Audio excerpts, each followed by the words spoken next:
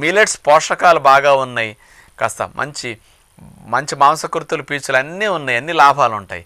కానీ మిలెట్స్ మంచిదని పనికి తగ్గట్టు తినటం మాని పనికి మించింతంత అన్నాలు తినేస్తే మళ్ళీ మీరు వెయిట్ పెరుగుతారు, కొలెస్ట్రాల్, షుగర్, ట్రైగ్లిజరైడ్స్ కూడా పెరుగుతాయి.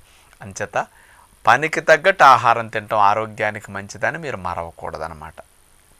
ఉదాహరణకి మన తల్లిదండ్రులు, తాత ముత్తాతలందరూ రెక్కల కష్టంతో బ్రతికారు కాబట్టి వాళ్ళ కంచం పెట్టుకుంటే గిన్నె నిండా అంత అన్నం పెట్టుకుని అంత అన్నం లోపలికి వెళ్ళటానికి అంత కూర ఎంత పచ్చడో పెట్టుకున్నారు, అంత మజ్జిగ పోసుకున్నా తాగేశారు.